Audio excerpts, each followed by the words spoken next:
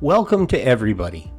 Experience stunning WinAirvideo drone footage and up-to-date information as the Gordie Howe International Bridge nears completion.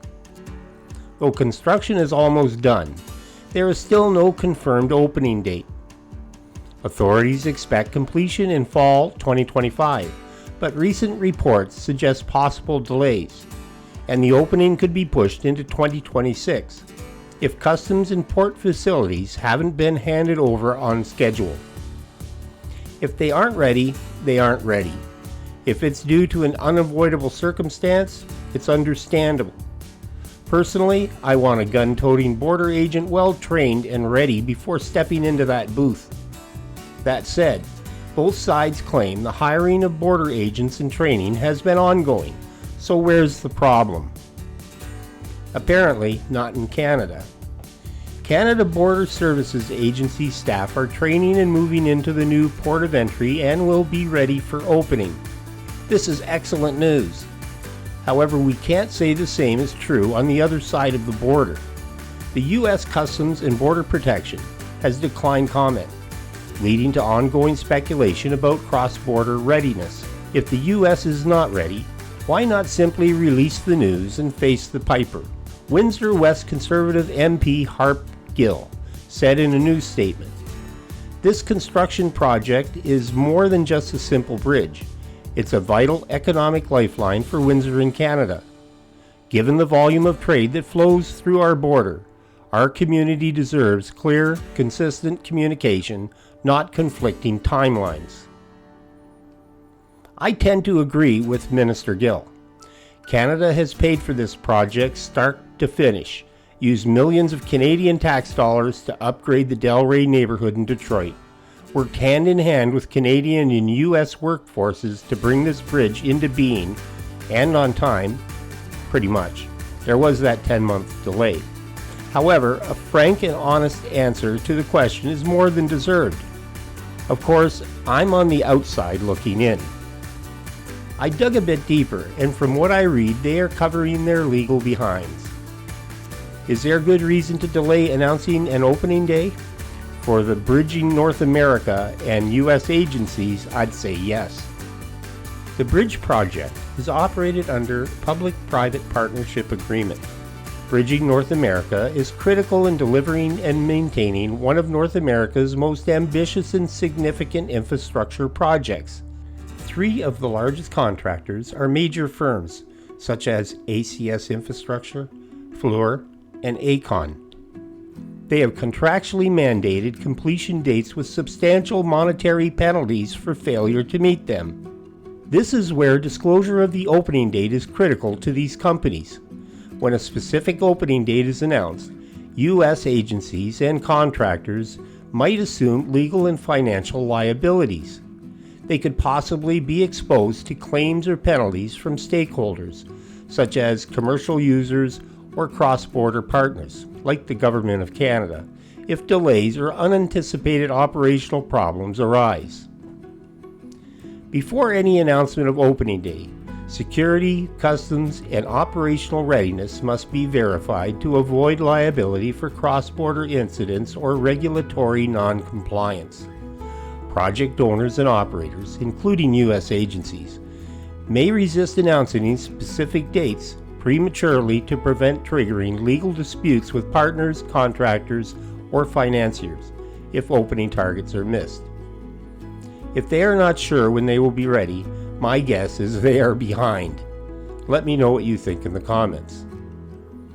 Budget expectations hold steady at 6.4 billion Canadian or 4.7 billion USD, and both Canadian and US sides are 95% structurally complete.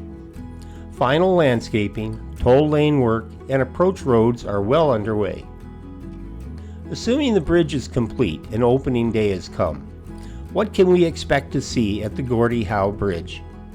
Tensions between Canada and the USA are growing, not easing. Canada maintains a 25% tariff on U.S. steel, aluminum, and auto parts. Regulatory tariffs remain for now, despite recent rollbacks on unrelated goods. We're just getting started. I'd like a moment to ask for your subscription. As a YouTube channel, WinAirvideo averages under $500 a month. To continue these updates, your subscription is critical. So if you haven't subscribed and liked the videos, please do. It's a great community, all are welcome, and I really appreciate the support. Thanks.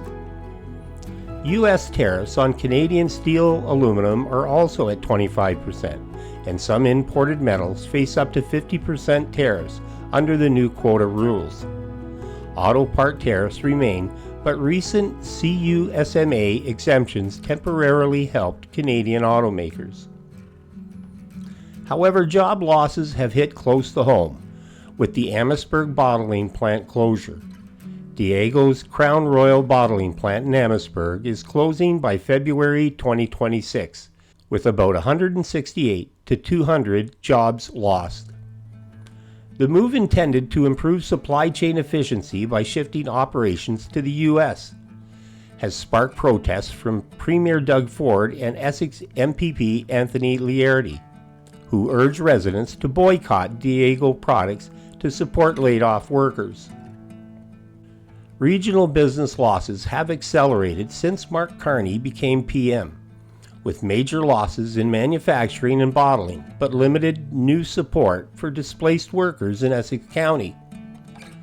Canada has raised an estimated $7.45 billion to $8.95 billion Canadian in tariff revenue from the USA in 2025, primarily due to its 25% tariffs on select U.S. goods, including steel, aluminum, and auto parts, with most counter tariffs lifted as of September 1, 2025, except for certain key categories.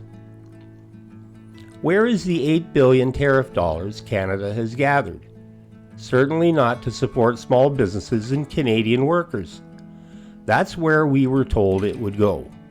Over $62 billion of business has fled Canada since the new Prime Minister replaced Justin Trudeau. The same government, same cabinet, same policies, same corruption, with a new face.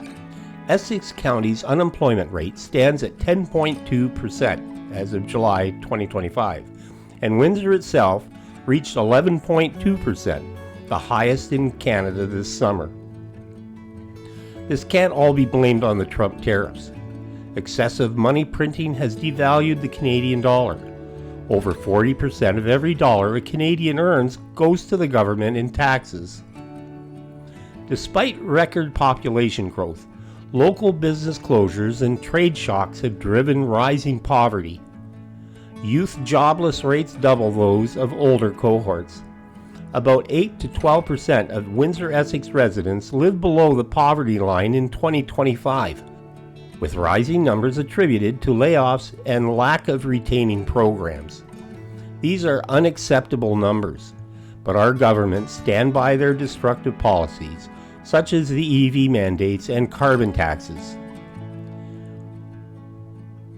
Windsor-Detroit cross-border trade volume remains lower than historical highs, affected by tariffs and sluggish manufacturing business. Cross-border travel by Canadians into the U.S. has also decreased.